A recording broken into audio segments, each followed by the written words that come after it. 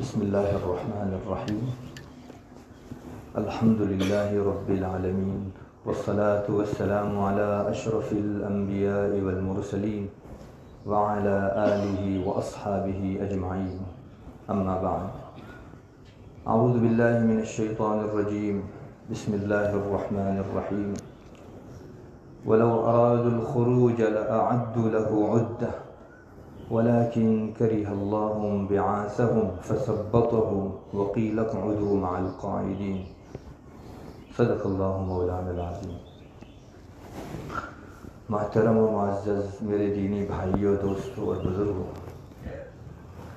اللہ کے فضل و احسان سے رمضان کا مبارک مہینہ تمام ہوا۔ اس کا بڑا کرم ہے کہ اس نے ہم کو اس ماہ مبارک کے اندر مختلف عبادتوں کی توفیق عطا فرمائی۔ بہت سے وہ ہیں رمضان گزرنے تک ان کو کسی خاص نئی عبادت کی توفیق نہیں ہوئی۔ رمضان سے پہلے جیسے ان کے ایام گزرتے تھے، رمضان میں بھی ان کا وہی حال تھا۔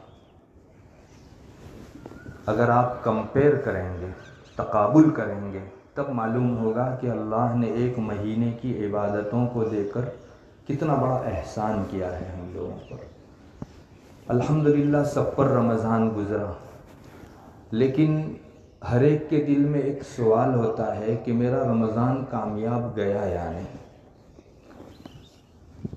الحمدللہ اللہ تبارک و تعالیٰ نے کسی عبادت کے کامیاب جانے یا ناکامیاب گزرنے کا ایک تھرمومیٹر بھی دیا ہے ہم کو۔ بہت پتے کی بات علماء نے ارشاد فرمائی ہے کہ کسی انسان کو یہ دیکھنا ہو کہ میرا رمضان کامیاب گیا یا نہیں، تو اس کو رمضان کے بعد کے حالات دیکھ لینے چاہیے۔ اگر رمضان کے بعد کے احوال سدھرے ہوئے ہیں، اس کا دل نیکی کی طرف زیادہ لگتا ہے۔ باقی 11 مہینے گناہوں سے بچنے کی توفیق ہوتی ہے، تو اللہ کی ذات سے امید رکھو انشاءاللہ ہمارا رمضان کامیاب گیا۔ اور اگر رمضان کے گزرنے کے بعد پھر ہمارے حالات ویسے ہی ہو گئے، رمضان میں کچھ عبادات کر لی، گناہوں سے بچنے کا موقع ملا، لیکن رمضان گزرا اور اس کے بعد وہی پچھلی زندگی گناہوں میں، غفلت میں، سستی میں، اللہ کی یاد سے دوری میں اور گناہوں میں مبتلا ہونے میں، تو بہت ڈرنے کی ضرورت ہے کہ کہیں ہمارا رمضان ریجیکٹ تو نہیں ہوا اللہ تعالیٰ کے۔ یہ معیار ہے، تھرمومیٹر ہے۔ بعد کے جو احوال ہیں اس کو شریعت تھرمومیٹر قرار دیتی ہے۔ اس سے اندازہ ہوتا ہے کہ پچھلی گئی ہوئی چیز کیسی ہے۔ قرآن کریم میں ہم نظر ڈالتے ہیں تو بعض جگہوں پر ہم کو ملتا ہے کہ جو مصیبتیں انسان کے اوپر آتی ہیں وہ انسان کو ترقی دینے کے لیے آتی ہے، اللہ تعالیٰ سے نزدیک کرنے کے لیے آتی ہے۔ حدیث شریف میں بھی یہ مضمون آتا ہے۔ چنانچہ بعض روایتوں کا خلاصہ ہے کہ اللہ تعالیٰ کسی بندے کے لیے اپنے تقرب کا، اپنی نزدیکی کا کوئی خاص مقام طے کیے ہوئے ہوتا ہے، مگر وہ بندہ اپنے اعمال و عبادت سے اس مقام تک نہیں پہنچ پاتا، تو اللہ تعالیٰ اس کو بیماری میں مبتلا کر دیتے ہیں، کسی اور مصیبت کے اندر ڈال دیتے ہیں۔ اس پر وہ صبر کرتا ہے، اور صبر کے ذریعے سے، عبادتوں کے ذریعے جو راستہ طے کرتا، بہت سپیڈ سے، ڈبل سپیڈ سے وہ صبر کر کے اس مقام تک پہنچ جاتا ہے۔ تو یہ جو مصیبت اور بیماری اس کے اوپر آئی، وہ اللہ کی طرف سے ظاہر ہے نعمت بن کر آئی۔ اور قرآن و حدیث ہی میں ہم کو بعض مصیبتوں کے حوالے سے یہ بات بھی ملتی ہے کہ اللہ کی طرف سے سزا بن کر آتی ہے۔ تو اب انسان کے ذہن و دماغ میں ایک سوال اٹھتا ہے کہ مجھ پر جو مصیبت آئی، وہ مصیبت میرے لیے نعمت بن کر آئی یا اللہ تعالیٰ کی طرف سے سزا بن کر آئی؟ بہت بڑا سوال ہے، کیونکہ دونوں چیزیں قرآن کریم میں اور حدیث میں موجود ہیں۔ نعمت بن کر بھی کبھی مصیبت آتی ہے، اور کبھی زحمت بن کے، نقمت بن کے بھی آیا کرتی ہے۔ حضرت تھانوی رحمۃ اللہ علیہ نے بہت بہترین اصول ذکر فرمایا، ماشاءاللہ وہ انہی کا حصہ تھا، قلندر تھے۔ حضرت نے فرمایا کہ بھائی بعد میں مصیبت گزر جانے کے بعد اور مصیبت کے درمیان اگر انسان کا دل اللہ کی طرف رجوع کرتا ہے، ہمارے دل میں جھکاؤ پیدا ہوتا ہے، اپنے گناہوں پر احتساب حساب کی ایک کیفیت ہوتی ہے کہ ارے مجھ سے کچھ چک ہوئی ہے، میرا رب ناراض ہے، مجھے راضی کرنا چاہیے۔ اگر یہ کیفیت مصیبت کے دوران اور مصیبت کے بعد انسان میں پیدا ہو جاتی ہے، سمجھو مصیبت نعمت بن کے آئی، اس کو اوپر اٹھانے کے لیے آئی ہے، اللہ کو اس کے ساتھ اچھا ارادہ ہے۔ اور اگر مصیبت میں انسان اور ڈھٹائی پر اتر آئے، اللہ سے بجائے قریب ہونے کے دور ہو، مصیبت گزر جانے کے بعد دل میں سختی کا احساس ہو، تو یہ مصیبت بالائے مصیبت ہے۔ ایک تو وہ مصیبت تھی اور ایک یہ اللہ سے دوری کی نئی مصیبت، یہ اللہ تعالیٰ کی طرف سے سزا بن کر آئی ہوئی چیز ہے مصیبت۔ میں یہ کہنا چاہتا ہوں کہ بعد میں جو احوال ہوتے ہیں وہ ہمیشہ پچھلی جو چیز گزری اس کا تھرمومیٹر ہوتا ہے۔ نماز ہماری کامیاب گئی یا نہیں؟ بزرگوں نے اس کے بارے میں بھی فرمایا ہے کہ اگر مسجد سے باہر نکل کر آپ کو یہ نماز گناہوں سے روکتی ہے تو سمجھو نماز کامیاب اٹھی، اور ابھی مسجد سے باہر نکلے نہیں کہ فوراً موبائل کے اندر اللہ رسول کی نافرمانی کی چیز ہم نے شروع کر دی، یا غیبت شروع ہو گئی، یا کوئی ایسا کام ہم سے سرزد ہوا جو گناہ کا ہے۔ ڈرو، ہماری نماز شاید ہمارے سروں سے ایک بالش بھی اوپر نہیں گئی ہے۔ روایتوں میں آتا ہے بعض نمازیں منہ پر مار دی جاتی ہے، اللہ تعالیٰ کی طرف سے ریجیکٹ ہوتی ہے۔ تو نماز کا معیار بھی یہی ہے۔ قرآن کریم میں خود اللہ فرماتا ہے ان الصلاۃ تنہا عن الفحشاء والمنکر، نماز برائیوں سے اور بے حیائیوں سے روکتی ہے۔ تو اگر واقعی میری نماز قبول ہوئی تو باہر جا کر میرا لباس اب بے حیائی والا نہیں ہوگا، میرا بیہیویئر، میرا لوگوں کے ساتھ سلوک برتاؤ یہ بے حیائی اور گناہوں والا نہیں ہوگا۔ مطلب میری نماز نے مجھ کو خارجی زندگی کے اندر گناہوں سے روک دیا، یہ میری نماز کی کامیابی کی علامت ہے۔ اور اگر وہاں جا کے میں گناہ کرتا ہوں تو پھر بہت ڈرنے کی ضرورت ہے۔ ہمارے اہل تبلیغ بہت پتے کا جملہ ارشاد کرتے ہیں، ہم کو تو بہت پسند ہے اور یہ پر حکمت جملہ ہے۔ ان کا کہنا ہے ہماری پوری زندگی صفت صلاۃ پر آ جانی چاہیے۔ واقعہ یہی ہے، اس میں اسی کا راز ذکر کیا گیا ہے کہ ان الصلاۃ تنہا عن الفحشاء نماز میں غیبت نہیں کرتا، بد نظری نہیں کرتا، کسی سے کینہ کپٹ نہیں رکھتا، اللہ کی طرف ہماتن متوجہ، تو یہی حالت نماز کے باہر بھی میری پیدا ہو جائے تو سمجھو نماز کامیاب اٹھی۔ اور نماز کی حد تک کیا، ساری ہی عبادتوں کا یہ حال ہے۔ حج کر کے آنے کے بعد انسان کے احوال سدھرتے ہیں، سمجھو اس کا حج اللہ کے یہاں اٹھا، کامیاب ہوا۔ اور اگر حج کے بعد بھی وہی ڈھٹائی، کچھ روز کی عبادت کے بعد بھی انسان کے پچھلے وہی غفلت والے احوال، تو اللہ ہمیں محفوظ فرمائے۔ اتنا لمبا چوڑا سفر کر کے آنے کے بعد، اس قدر پیسہ خرچ کرنے کے بعد انسان وہیں کا وہیں، بلکہ شاید ریوس میں گیا، تو بہت ڈرنے کی ضرورت ہے۔ عین رمضان کا بھی یہی حال ہے۔ ہمارے رمضان کے بعد کے 11 مہینے کیسے گزرتے ہیں، اس پر مدار ہے ہمارا رمضان اللہ کے یہاں قبول ہوا یا نہیں۔ اس پر سارے ہی بزرگوں کا یہ حال تھا، وہ بعد کے احوال سے پتہ لگا لیتے تھے کہ تمہاری پچھلی عبادت یا پچھلا کام گیا کیسے۔ حضرت حاجی امداد اللہ مہاجر مکی علیہ الرحمہ بہت بڑے بزرگ گزرے ہیں، اور ہندوستان میں جن کا مقام سید الطائفہ کا ہے، جتنے بھی تصوف کے ائمہ ہیں وہ سب جا کے انہی سے جڑ کے اوپر بڑھتے ہیں۔ تو حضرت حاجی امداد اللہ مہاجر مکی علیہ الرحمہ کو کسی ان کے مرید نے خط میں لکھا کہ حضرت ذکر کرنے بیٹھتا ہوں تو دل ہی نہیں لگتا، بس ایک فارمیلٹی خانہ پوری کر کے اٹھ جاتا ہوں، روزانہ اتنا عدد ذکر کر کے اٹھ جاتا ہوں، حضرت جی نہیں لگتا۔ تو اب میں اور آپ ہوتے تو ڈانٹتے کہ بھائی بغیر لذت کے اور بغیر حلاوت و مٹھاس کے ذکر کیا، تم کیا کرتے ہو؟ قلندر کی بات تھی، حضرت نے خط میں لکھا، وہ محسوس کر گئے کہ اس آدمی کا دل ذکر سے اٹھ جائے گا اور اچاٹ ہو جائے گا۔ تو حضرت نے لکھا بھائی تمہارا ایک مرتبہ اللہ کہنے کے بعد دوسری مرتبہ اللہ کہنا یہ اس بات کی علامت ہے کہ پچھلا اللہ قبول ہوا، ورنہ جس کا پچھلا اللہ قبول نہیں ہوتا اسے دوسری مرتبہ توفیق ہی نہیں دی جاتی اللہ کہنے کی۔ تو تمہیں مٹھاس نہیں مل رہی ہے، کیا ہوا؟ تمہارا اللہ پہنچ تو رہا ہے وہاں جہاں پہنچانا تھا تم کو۔ بات یہی ہے، مجھ کو ایک نماز کے بعد دوسری نماز کی توفیق ہوتی ہے تو میں سمجھوں گا کہ میری پچھلی نماز اللہ کے یہاں قبول ہوئی۔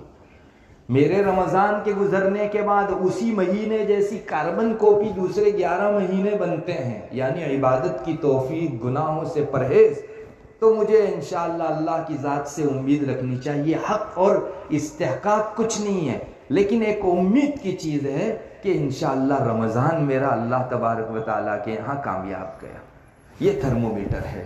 اب دیکھنا ہے 11 مہینے کیسے گزرتے ہیں۔ آپ کو معلوم ہوگا ایک موقع تھا غزوہ تبوک کے اندر، بعض صحابہ بڑے مخلص تھے لیکن نہیں نکل پائے تھے، تو رسول اللہ صلی اللہ علیہ وسلم نے ان سے بائیکاٹ کا حکم دیا کہ ان حضرات سے بائیکاٹ کیجئے۔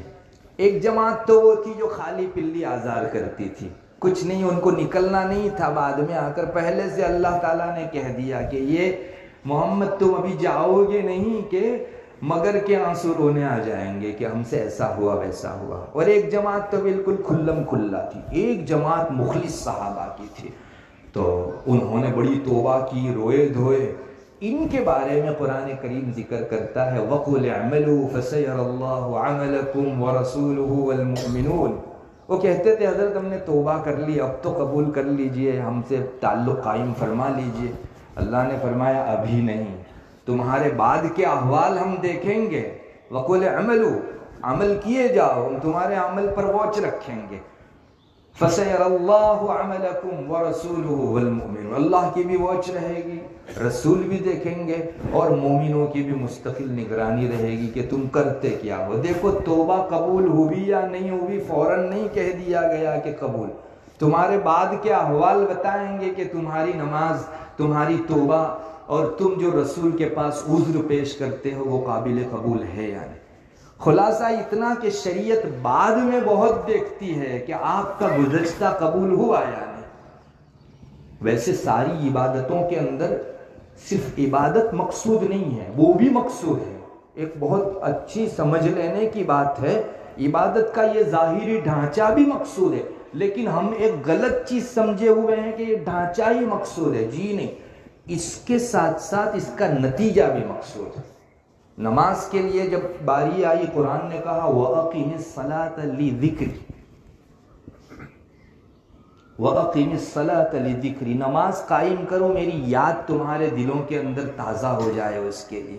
تو نماز کا یہ ظاہری ڈھانچہ، رکوع، سجود، قیام، قعود، یہ بھی مقصود ہے اپنی جگہ، لیکن تنہا یہ مقصود نہیں ہے، اس سے کچھ چاہا گیا ہے، تبھی تو اللہ کہتا ہے وَأَقِمِ الصَّلَاةَ لِذِكْرِ۔ نماز کے بعد تمہارے دل کے اندر جو دل دھڑکتا ہے، دھک دھک کرتا ہے، تو اس ہر دھک دھک کے ساتھ اللہ کی یاد ہونی چاہیے۔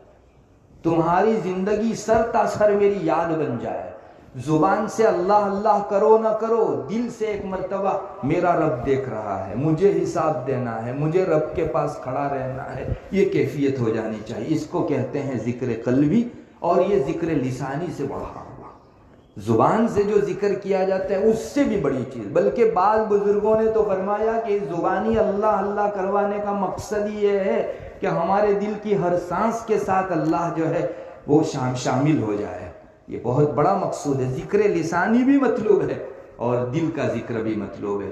تو نماز کا یہ ظاہری ڈھانچہ بھی مطلوب، اور اس سے ایک مقصد چاہا گیا ہے، اور وہ ہے اللہ تبارک و تعالیٰ کی یاد۔ خود روزے میں دیکھ لیجئے قرآن کریم کیا کہتا ہے، یا ایھا الذین آمنوا کتب علیکم الصیام کما کتب علی الذین من قبلکم لعلکم تتقون ایاما معدودات۔ ایمان والو، تم سے پہلے بھی لوگوں پر روزے فرض تھے، آج تم پر بھی فرض، کوئی نئی بات تو ہے نہیں۔ مقصد ہے روزے کا لعلکم تتقون، تمہاری زندگی میں دینداری آ جائے، تقوی کا ٹھیٹھ ترجمہ کریں تو آپ کہہ سکتے ہیں گناہوں سے بچنا، نیکیوں کا کرنا، یہ ہے تقوی۔ پوری دینداری، پوری شریعت یہ تقوی کا خلاصہ ہے۔ اگر میری زندگی کے اندر تقوی آیا، میں گناہوں سے بچتا اور نیکیوں کو کرتا ہو گیا، سمجھو اللہ تعالیٰ نے صیام سے، روزوں سے جو مقصد چاہا تھا وہ مجھ کو میسر ہو گیا۔ اور اگر یہ نہیں ہے تو پھر مجھ کو ڈرنے کی ضرورت ہے۔ بہرحال دو چیزیں الگ الگ ہیں، ایک تو عبادت کا ظاہری ڈھانچہ۔ روزے کا ظاہری ڈھانچہ کیا ہے؟ صبح صادق سے لے کر غروب آفتاب تک کھانے پینے اور جو خواہشات ہیں ان چیزوں سے بچا رہنا، یہ ظاہری ڈھانچہ ہوا اس کا۔ کسی مفتی صاحب کو آپ لکھ کر پوچھیں گے کہ میں نے صبح سے شام تک، صبح صادق سے غروب آفتاب تک اس طرح سے جو ہے روزہ رکھا، میں کھانے پینے سے بھی بچا اور خواہشات کی تکمیل سے بھی بچا، فتوے کا جواب آ جائے گا کہ آپ کا روزہ ہو گیا۔ لیکن اس آدمی نے دن بھر گناہ کیے تھے، روزے کے باوجود بھی جھوٹ بولا تھا، تو پوچھو دربار رسالت میں فتویٰ، وہاں سے فتویٰ صادر ہوگا۔ روایت رسول اللہ صلی اللہ علیہ وسلم کی، جو آدمی روزہ رکھنے کے بعد بھی جھوٹ بولنے سے اور جھوٹ کے تقاضوں پر عمل کرنے سے نہ بچے، اللہ کو اس کے بھوکا پیاسا رہنے کی کوئی ضرورت نہیں۔ روایت میں، مشکات شریف میں روایت موجود ہے۔ مفتی صاحب ظاہری ڈھانچے کو دیکھ کر کہہ دیں گے کہ آپ کا روزہ ہو گیا، لیکن وہ روزہ عند اللہ مقبول ہوا کہ نہیں، وہ یہ حدیث بتا رہی ہے۔ گناہ سے بچنے کا اہتمام روزے کے ساتھ انسان نے نہیں کیا تو ایسے بھوکے پیاسے تو لوگ جو ہے دھرنوں کے اوپر بیٹھتے ہیں تب بھی رہا کرتے ہیں۔ دنیا کے مقاصد کے لیے بھی لوگ بھوکے پیاسے رہتے ہیں۔ آپریشن کرنے کو کہا، رات 10 بجے سے صبح 10 بجے تک بھوکا آدمی، اور رات کو آپریشن ہو تو صبح صادق سے غروب آفتاب تک کچھ کھانا پینا اور تکمیل خواہش نہیں، وہ بھی ایک بھوکا پیاسا رہتا ہے۔ اس میں اور تم میں کیا فرق؟ تم نے اللہ کے لیے بھوک پیاس برداشت کی تو جو گناہ ہے اس سے بھی اپنے آپ کو بچانا چاہیے تھا۔ خلاصہ یہ نکلا کہ ظاہری ڈھانچہ بھی عبادت کا مقصود ہے اور اس سے جو مقصد چاہا گیا ہے وہ بھی مقصود ہے۔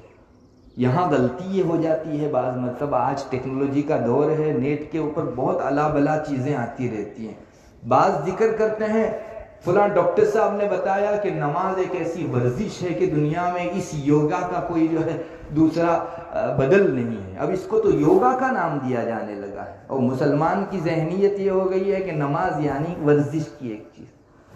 ہاں، اس میں کوئی دو رائے نہیں کہ ہمارے رب نے جو ڈھانچہ رکھا ہے اس میں اخروی فوائد بھی ہیں اور دنیاوی فوائد، لیکن مجال ہے کوئی مسلمان یہ سمجھے کہ یہ ورزش ہے، نہیں، یہ ظاہری ڈھانچہ، یہ سجدہ اللہ کے یہاں مقصود ہے، یہ رکوع مقصود ہے، یہ قیام قعود مقصود ہے، یہ کوئی ورزش نہیں ہے۔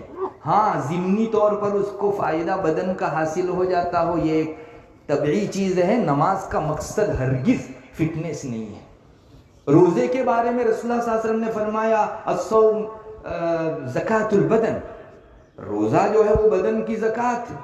مال کی زکات آپ نکالیں گے تو مال کا میل دور ہو جائے گا۔ جو روزہ رکھتا ہے بدن کی زکات نکل جاتی ہے، مطلب بدن کے سارے میل کچیل ختم اور انسان کو ایک خاص قسم کی چستی اور فٹنس، دو رائے نہیں اس میں، یہ چیز ہے، مگر ہرگز روزے کا مقصد فٹنس حاصل کرنا نہیں ہے۔ لوگ ڈائٹ کرتے ہیں، بھوکے رہتے ہیں، روزہ ویسا نہیں ہے، میں جو بھوکا رہ رہا ہوں میرے رب کے خاطر، مجھ کو فٹنس حاصل ہوگا، یہ ضمنی ایک فائدہ ہے، مقصد نہیں ہے روزے کا۔ ظاہری ڈھانچہ بھی مقصود ہے اور روح بھی مقصود ہے۔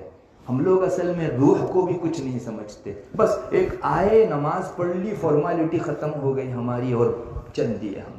جی نہیں، میری نماز کا نتیجہ مجھ کو ہاتھ لگنا چاہیے۔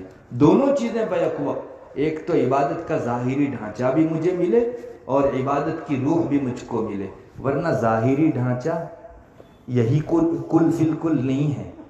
منافق بھی نماز پڑھتے تھے، قرآن نے ان کی نماز کا تذکرہ کیا، وہ بھی زکوٰۃ دیتے تھے، لیکن شکایت کے لہجے میں قرآن کہتا ہے وَلَا يَأْتُونَ الصَّلَاةَ إِلَّا وَهُمْ كُسَالَىٰ وَلَا يُنْفِقُونَ إِلَّا وَهُمْ كَارِهُونَ، آتے ہیں نماز کو لیکن سستی کے ساتھ، خوش دلی کے ساتھ نہیں، چستی کے ساتھ نہیں، تندہی کے ساتھ نہیں، بس ایک آئے فارمیلٹی پوری ہو گئی، کھانا پوری ہو گئی، وہ بس.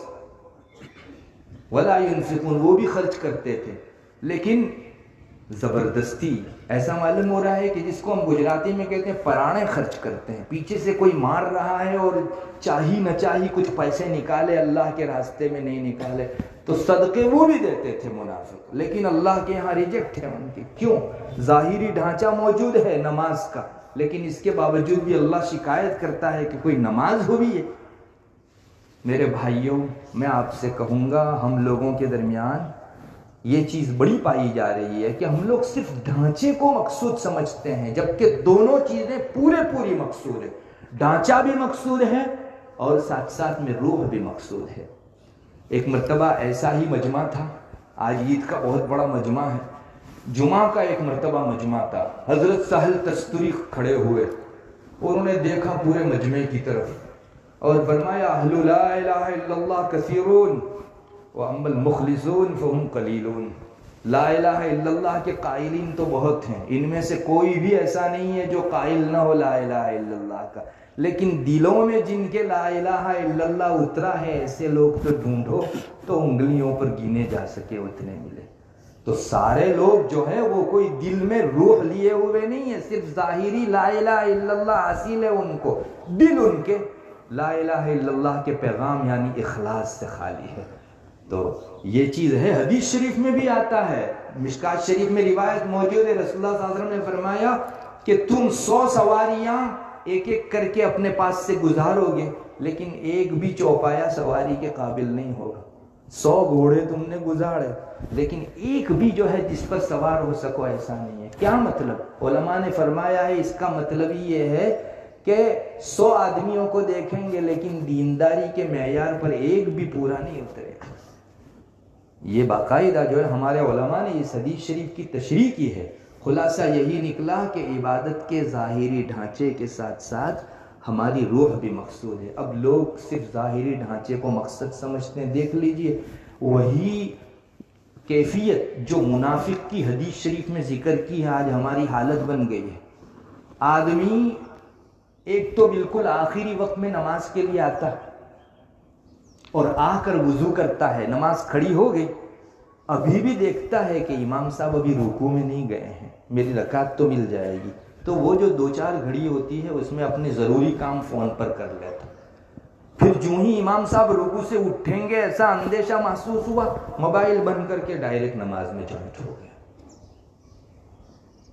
یہ کیفیت بہت دیکھنے کو ملتی ہے. اچھا نماز ختم ہوئی، عصر کے بعد فجر کے بعد کچھ دعا کا موقع ہے، تسبیحات کا موقع ہے. ہمارے ایک مربی کہتے ہیں مسجد کاٹنے دوڑتی ہے ان کو. دوسرا سلام پھیرا نہیں کہ تیسرا رکن اٹھنا، اس کا سلام دوسرا جو پھیرا اس کے بعد کا رکن ہے. ایسا اگر کوئی اجنبی پہلے اسلام لانے والا اس مسجد میں آوے تو وہ یہی سمجھے ان کو دیکھ کر کہ نماز کے فوراً بعد اٹھنا بھی ایک عبادت کا حصہ ہے. اتنا تیزی سے وہ اٹھتے ہیں، نہیں بیٹھ سکتے. اور ہم میں سے بعضوں کو شکایت ہو جاتی ہے کہ ارے مسجد بیچاری، کتنے لوگ ہیں جو مسجد سے باہر کھڑے رہتے ہیں، گزار دیتے ہیں وقت لیکن مسجد میں نہیں آتے. عبادت کتنی بیچاری ہو گئی. عبادت بیچاری نہیں ہوئی، یہ بیچارہ ہو گئی. یہ بیچارہ ہے، اس کو جو ہے ترس کھانے کی ضرورت ہے. ایک بات سمجھ لو، ہم لوگ سمجھتے ہیں کہ میں عبادت نہیں کرتا تو اللہ کی شان میں گھٹاوا ہوتا ہے. اللہ کے عبادت گزار بندے بہت سارے ہیں، ملائکہ تو مستقل اس کی عبادت میں، کوئی رکوع میں کوئی سجدے میں لگا ہوا ہے.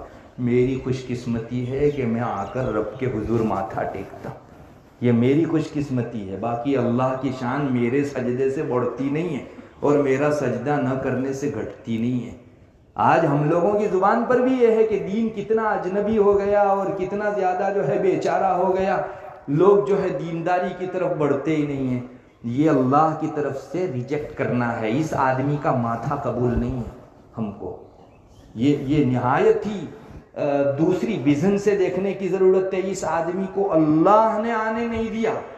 مسجد سے باہر تو کھڑا رکھا، 4 گھنٹہ کھڑا رہا لیکن 4 منٹ کی نماز کے اندر اس کو اندر آنے نہیں دیا. دستور ہے یہ. اللہ تبارک و تعالی سب کو تھوڑی پسند فرماتے ہیں، قبول فرماتے ہیں۔ جاؤ تمہارے لیے جو ہے تمہارے دوستوں کے ساتھ کا گناہ والا قیام، اور میرے اپنے بندوں کے لیے میری عبادت والا قیام۔ یہ بہت ڈرنے کی ضرورت ہے۔ ہمارے یہاں بعض لیڈر حضرات ہیں، ان کو جب مسلمان ٹوپی پہنانے جاتا ہے تو نہیں پہنتے۔ ایک مرتبہ میں کسی جگہ گیا ہوا تھا تو ایک ڈاکٹر صاحب تھے، انہوں نے مجھ کو کہا کہ یہ حالت بہت بری لگتی ہے کہ مسلمانوں کی ٹوپی نہیں پہنتے لیڈر صاحب۔ تو یہ ٹوپی کا ایک درجہ جو ہے انسلٹ ہے اور اس کی توہین ہے۔ میں نے کہا بات یہ نہیں ہے، تمہاری ایک بہت عظمت والی گھر کی چیز ہو جو تمہارے باپ داداؤں کی طرف سے تم کو ملی ہو، ایک ٹوپی ہو مان لو، جو بڑی متبرک ہو، تمہارے پیروں کے پیر کی جو ہے وہ ٹوپی ہو، تم اپنے دشمن کے سر پر اس کو رکھو گے؟ ارے یہ ماتھا قبول نہیں ہے اس ٹوپی کے لیے، اس کو اللہ کی طرف سے ریجیکٹ کیا گیا۔ میری شعار کے درجے کی ٹوپی اس کے سر چڑھاؤں جس کے دانت سے خون ٹپک رہا ہے ابھی بچوں کا؟ بات یہ ہے، اس ویژن سے دیکھنے کی ضرورت ہے۔ باہر سے کوئی آدمی مسجد نہیں آ سکتا، اس کی محرومی کی بات ہے، بدقسمتی کی بات ہے اس آدمی کی کہ اللہ کو اس کا ماتھا پسند نہیں۔ قرآن کریم کی جو آیت میں نے شروع میں پڑھی وہ اس کی کلی کھول دیتی۔ رسول اللہ صلی اللہ علیہ وسلم بعض مرتبہ لڑائی کے لیے بلاتے تھے کہ آؤ لڑائی کے لیے نکلو، تو بعض لوگ نہیں جاتے تھے، حالانکہ تب فرض تھا جنگ کے لیے، اسلامی جنگ کے لیے نکلنا، اور وہ یہ سمجھتے تھے کہ اپنے تو بڑے آرام میں رہے، لوگ لڑے بھیڑے اور جو کچھ کر کے آئے۔ اللہ نے فرمایا، اور پھر آ کر کہتے تھے کہ نہیں حضرت ارادہ تو اپنا پکا تھا نکلنے کا، لیکن یہ ہوا اور وہ ہوا۔ اللہ تعالیٰ نے ان کی دکھتی رکھ پر انگلی رکھی، فرمایا وَلَوْ أَرَادُوا الْخُرُوجَ لَأَعَدُّوا لَهُ عُدَّةً۔ نکلنے کا ارادہ ہوتا تو کچھ تیاری تو ہوتی نا، کچھ بھی نہیں، جیسے پہلے تھے ویسے تم رہے اور کہہ رہے تھے کہ نہیں ہم کو تو بڑے نکلنے کے ارادے تھے۔ اچھا، تمہارے نہ نکلنے کی وجہ سے رسول کی شان میں، اللہ کی شان میں کوئی گھٹاوا نہیں آ گیا۔ اللہ فرماتا ہے، یہ آیت کریمہ دیکھیے، وَلَٰكِن كَرِهَ اللَّهُ بِعَثَهُمْ، تم نکلو نا، اللہ کو پسند نہیں تھے، فَثَبَّتَهُمْ، اور تم کو بٹھائے رکھا، وَقِيلَ اقْعُدُوا مَعَ الْقَاعِدِينَ، اللہ نے فرمایا بیٹھے رہو پیچھے بیٹھے رہنے والوں کے ساتھ، گھروں میں خواتین کے ساتھ ہائی ہیلو کرتے رہو، میری مسجد تمہارے لیے نہیں ہے، تمہارے لیے تو وہ مجلس ہے۔ یہ آیت کریمہ ہے، اللہ کو نہیں پسند تھا، جیسے وہ عبادت تھی یہ بھی عبادت ہے۔ اس لیے ہرگز کو یہ نہ سمجھے کہ مسجد بیچاری ہے، دین بیچارہ ہے، آپ ترس کھانے کے قابل ہو، یہ ماتھا کب اللہ کے حضور ٹیکنے کے قابل بنے گا؟ اگر یہی حالت گزری آخر تک تو مجھے بڑے ڈرنے کی ضرورت ہے کہ میرا خاتمہ کیسے ہوگا۔ یہی ریجیکٹ ماتھا اگر موت کے موقع سے میں لے کر اللہ کے پاس گیا، کیا منہ دکھاؤں گا اللہ تعالیٰ کو؟ میرے بھائیوں، اللہ کی شان ہماری عبادت سے نہیں بڑھتی، ہماری سعادت ہے۔ آج اللہ تعالیٰ کی نصرت، ہمارے بڑے فرماتے ہیں کہ قرآن کریم کی آیتوں کی بھرمار ہے جو بتا رہی ہے کہ ہندوستان کے اگلے احوال بہت بہتر ہیں مسلمانوں کے لیے، لیکن اللہ کی نصرت ڈیلے ہو رہی ہے ہمارے کرتوتوں کی وجہ سے۔ ہم نے گناہ کر کے اپنے رب کے اس نصرت والے انعام کو جو ہے روک رکھا ہے۔ اللہ کے واسطے خود پر رحم کرو۔ یہ عبادتوں سے دور رہ کر، اللہ سے بیگانہ رہ کر، پھر جو مصیبتیں آتی ہیں اس پر ہم ہائے واویلا کرتے ہیں۔ ارے آؤ اللہ کی طرف، وہ اسباب 2 نمبر کے ہیں، نماز پڑھنا، عبادت کرنا، اللہ کی نصرت کو کھینچ کر لانے والا ہے اللہ کی نصرت کو۔ تو کیوں وہ سبب نہیں اپناتے جو سب سے پکا سبب ہے؟ ہم ظاہری اسباب کے پیچھے ہی پڑے رہتے ہیں، اور جس رب کے ہاتھ میں نصرت کے خزانے اور مدد کے خزانے ہیں اس کو بھول جاتے ہیں۔ میں آپ کو سچ کہتا ہوں، مسلمان اگر 100% دینداری پر آ جائیں تو اللہ تبارک و تعالیٰ کے کرم کی مصلح دھار بارش ہو سکتی ہے۔ بہت نزدیک زمانے کے اندر وہ نقشے دیکھے جا سکتے ہیں جس کو قرآن کریم کی آیات دکھاتی۔ قرآن کریم کی آیات کی روشنی میں اگلے دن تمہارے ہیں سچ۔ میں تو 10 آیتیں اب بھی الحمدللہ آپ کو پیش کر سکتا ہوں، 10 آیتیں یہاں بیٹھا بیٹھا آپ کو سنا سکتا ہوں، جس میں کہ ہر آیت پکار پکار کر کہتی ہے کہ اگلے دن تمہارے، لیکن میرے کرتوت کی وجہ سے وہ بارش نہیں آ رہی ہے۔ اپنے اعمال کو سدھارو، اللہ تعالیٰ سے نزدیکی اختیار کرو، اس کے بغیر چارہ نہیں ہے۔ اگر کنویں میں سے کتے کو نکالے بغیر 400 کیا 1000 ڈول بھی نکالو گے کنواں ناپاک ہے۔ پہلے کتا نکالو اور تب جا کے جو ہے ڈول نکالو، تب جا کر وہ پاک ہوگا۔ اس لیے ہم لوگوں کو رب سے نصرت چاہنی ہے تو اس سے رشتہ صاف کرو، پھر دوسری چیزیں کام آئے گی۔ اللہ تبارک و تعالی ہم سب کو توفیق بخشے۔ ابھی چونکہ عید کا موقع ہے، عید کی نماز کا، تو بہت آسان ہے عید کی نماز۔ ابھی فجر کی 2 رکعت ہم نے پڑھی، ویسی ہی ہے، صرف اتنا ہے کہ پہلی رکعت میں اللہ اکبر کہہ کر ہاتھ باندھ دو، پھر 2 مرتبہ اللہ اکبر امام جب کہے تو اٹھا کے نیچے رکھ دو، اور چوتھی مرتبہ پھر باندھ دو۔ 4 مرتبہ اللہ اکبر کہے گا، پہلی اور چوتھی مرتبہ میں باندھ دینا ہے، اور بقیہ 2 مرتبہ بیچ میں جو ہے اٹھا کے چھوڑ دینا۔ امام قرات کرے گا، پوری رکعت کرے گا، دوسری رکعت میں بھی قرات پوری ہو جائے گی، پھر رکوع میں جانے سے پہلے 3 مرتبہ اللہ اکبر اللہ اکبر اللہ اکبر کہہ کر ہاتھ اٹھا کر رکھ دینا ہے، اور چوتھی مرتبہ ہاتھ نہیں اٹھانا ہے، رکوع میں چلا جانا ہے، کوئی مشکل نہیں ہے۔ پہلی رکعت میں پہلی اور چوتھی مرتبہ باندھ دو، بقیہ 2 بیچ میں رہی اس کو اٹھا کر چھوڑ دو، اور آخری رکعت میں قرات ختم ہونے کے بعد 3 مرتبہ اٹھا کر رکھ دو، اور چوتھی مرتبہ اٹھاؤ مت، جیسے فجر میں رکوع میں گئے تھے نا اللہ اکبر کہہ کر، ویسے ہی اس میں بھی چلے جاؤ۔ اللہ تعالیٰ قبول فرمائے۔ آخر دعوانا الحمدللہ۔